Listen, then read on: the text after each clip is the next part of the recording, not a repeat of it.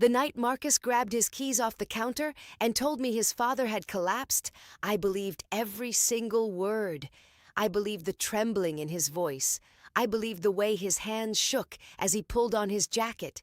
I believed the single tear that ran down his left cheek, the same cheek I had kissed every morning for 11 years. I stood in our kitchen in my pajamas, our 7-year-old daughter Lily asleep upstairs, and I told him to drive carefully. I told him to call me the moment he got there. I told him to tell his father I was praying for him, and then I stood at the window and watched his taillights disappear down our street, and I felt nothing but love for this man, nothing but worry for a sick old father, nothing but gratitude that Marcus was the kind of son who would drop everything and run. 2 hours later, I called Mercy General Hospital to ask about Gerald Holloway's condition. The woman at the front desk put me on hold for less than 30 seconds. When she came back, her voice was careful, polite. "Ma'am, I've checked our admissions for this evening, and the last 48 hours. We don't have any patient registered under that name." I asked her to check again. She checked again. Gerald Holloway was not at Mercy General Hospital. I hung up. I sat down on the kitchen floor, not in a chair, on the actual floor, and I stared at the refrigerator. We had a photo of Marcus and me from our trip to Savannah held up there with a magnet from a seafood restaurant we loved. He had his arm around me, and he was laughing, and I looked so happy in that photo, so completely, stupidly happy. I sat on that floor for maybe 4 minutes, and then something happened inside me that I can't fully explain. The crying didn't come. The shaking didn't come. What came was a kind of cold, white clarity, the kind that arrives when your body understands something your mind is still catching up to. I got up. I picked up my keys, and I drove to the only place I knew he would be. My name is Serena Holloway. I was 41 years old. I had been married to Marcus Holloway for 11 years. I had given up a regional marketing director position in Atlanta to move to his hometown of Greenville, South Carolina, because he said his career opportunities were there and he needed me by his side. I had rebuilt my professional life from scratch in a city where I knew no one. I had made friends slowly, carefully, the way you do when you're the outsider who arrived for someone else's life. I had decorated our home on Birchwood Lane with my own hands. I had planted a garden in the backyard. I had raised our daughter in that house while Marcus traveled. For work, he always said, 2 or 3 times a month. Marcus was charming in the way that some men are charming like a second language they've mastered so completely that you never notice the accent. He remembered your birthday, your mother's birthday, your dog's birthday. He brought flowers on random Tuesdays. He cried at movies. He told our daughter she was the greatest thing he had ever done, and the way he said it sounded so genuine that I never questioned whether the rest of his life matched the man he showed us at home. We had a joint account. We had a mortgage. We had a shared calendar on our phones where we logged travel dates, school pickups, dentist appointments. I thought I knew the architecture of his life. I thought I lived inside it with him. I should have looked more carefully at the walls. The Radisson on Pelham Road was 12 minutes from our house. I don't know why I knew to go there. Maybe somewhere in my mind I had filed away a detail I didn't consciously register. A receipt, a loyalty points notification on the shared email account. Something his coworker Damon had said once at a company barbecue, and then immediately looked away. Whatever it was, my hands drove me there without instruction. I pulled into the parking lot, and I saw Marcus's silver Audi parked in the second row. I sat in my car for a long time. I watched the hotel entrance. I watched a couple walk in laughing.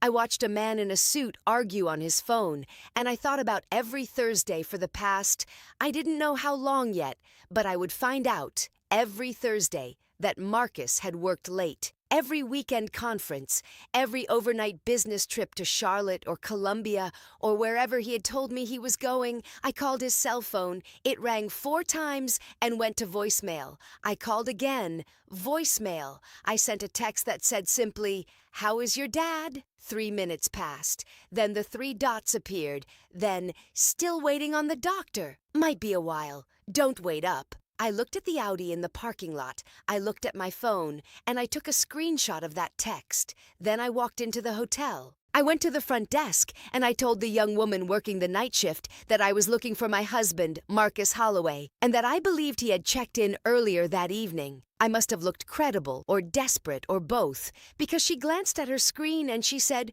"Room 214, but I can't," and I was already walking toward the elevator. Room 214 was on the second floor at the end of a short hallway. I stood outside the door and I could hear the television. I could hear low voices, a woman's laugh, light, practiced, the kind of laugh designed to make a man feel witty. I knocked. The voices stopped. I knocked again, louder. Marcus opened the door. He was in a hotel robe. His face went through approximately 6 expressions in under 2 seconds. Shock, calculation, something that looked almost like relief and then wasn't, and finally settling on a terrible, unconvincing version of confusion. "Serena, what are you—" "How's your dad?" I said. Behind him, I could see a woman sitting up in the bed, pulling the sheet to her chest. She was younger than me, 26. I would later learn. Her name was Danielle Pryor.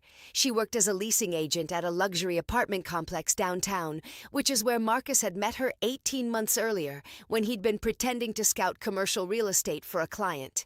18 months, 78 Thursdays, give or take, plus the weekend trips. I did the math later. I'm that kind of person. "Serena, just let me explain." "Get dressed," I said. "Both of you get dressed." I waited in the hallway. I didn't cry. I stood with my back against the wall, and I breathed slowly through my nose, the way I'd learned in the one yoga class I'd ever taken, and I thought about Lily, asleep in her bed at home, and I thought about everything I was going to have to do in the next 6 months, and I thought about the fact that I had called a babysitter before I drove here, and that the babysitter thought I was going to urgent care for a possible ear infection. The door opened. Marcus came out first, jeans and a wrinkled shirt, holding his shoes. Danielle followed, avoiding my eyes. I looked at him for a long moment. "Go home," I said. "I'll be there in an hour." "Serena." "Go home, Marcus." He went home. I sat in the hotel parking lot, and I called my sister Paulette in Charlotte, and I told her everything in exactly the way you tell your sister something, all at once, without punctuation, with a lot of noise coming out of your throat that isn't quite crying. Paulette said 3 things. First, I knew it. Second, do not say anything to him tonight that you can't take back. Third, and most importantly, call Brenda Harris in the morning. Brenda Harris was a family attorney in Greenville who had the quiet reputation of being absolutely, comprehensively lethal in divorce proceedings involving financial misconduct. Paulette knew her from a mutual friend's case. She gave me the number before we hung up. I sat in that parking lot for 20 more minutes.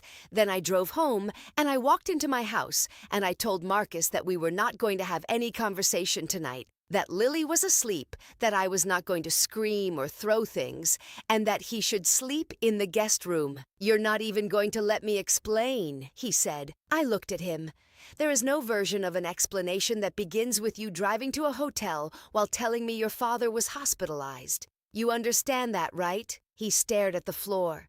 "Guest room," I said. What Marcus did not know, what I had the foresight not to tell him, was that the night I found him at the Radisson on Pelham Road was the night the clock started on the most strategic 6 months of my life. I called Brenda Harris the next morning. She met with me 4 days later in her office on Main Street. A small room with good lighting and absolutely no warmth, which is exactly what I needed. She was 50-something, methodical, and she had the kind of stillness that comes from spending decades watching people's worst decisions catch up to them. She told me something I didn't expect. She said, "Don't file yet." She said, "Go home, be normal, and let's find out exactly what he has, where it is, and whose name is on it." Because here is what I didn't fully understand yet, and what Brenda explained to me slowly, like I was a very intelligent person who had simply never needed this information before. Marcus had, over the 18 months of his affair with Danielle Pryor, moved approximately $31,000 out of our joint accounts through a series of small, carefully spaced withdrawals and transfers. He had used it to fund weekend trips, hotel stays, gifts, and, most relevantly, from a legal standpoint, he had co-signed a 12-month lease on a 2-bedroom apartment for Danielle in the Millbridge district. His name was on that lease. Our marital funds had paid 2 months of her deposit and first month's rent, plus a credit card charge of $3,800 at a furniture store on Augusta Road. Brenda smiled when she said that last part. It wasn't a warm smile. It was a professional smile, the smile of someone who has just handed you an extremely useful weapon. I went home. I cooked dinner. I helped Lily with her second-grade reading. I sat across from Marcus at the kitchen table, and I passed him the salt when he reached for it, and I did not let a single thing I knew show on my face. He thought I was processing. He thought I was in denial, or that I had decided to try to save the marriage, or that I was simply the kind of woman who would fold. Marcus had, I now understood, fundamentally misjudged who I was for 11 years. I spent those 6 months documenting. I kept a private folder, encrypted, on a cloud account he didn't know existed, password protected, with a backup on a flash drive I kept at Paulette's house in Charlotte. I kept every bank statement, every receipt I could access. Brenda had a forensic accountant named Phil who found 3 additional accounts Marcus had opened in his name only, 2 of which had balances totaling $44,200. One of them had been opened 7 months into our marriage. 7 months. I want you to sit with that. I filed on a Monday morning in March. Brenda had a process server waiting outside Marcus's office building downtown. He was served at 10:47 a.m. while standing in the lobby with 2 colleagues. I know this because Brenda texted me when it was done, and I was sitting in my car in the parking lot of Lily's school, and I read that text, and I cried for the first time since the night I knocked on the door of room 214. Not from sadness, not anymore. Marcus called me 17 times between 10:47 and noon. I did not answer. My attorney was handling it. What Marcus also didn't know, what I had arranged quietly with Brenda's guidance, was that I had filed for temporary exclusive occupancy of the marital home 2 days before the divorce petition. The court granted it. Marcus came home from work that Monday evening to find a locksmith finishing up at the front door and a letter from Brenda's office explaining that his access to the property was temporarily restricted pending the divorce proceedings, and that his personal belongings would be made available to him for a scheduled retrieval the following Saturday. He rang my cell phone. I let it go to voicemail. His voicemail said, and I am quoting exactly because I still have it saved, "Serena, this is insane. You cannot do this. You're acting completely crazy. Call me back right now.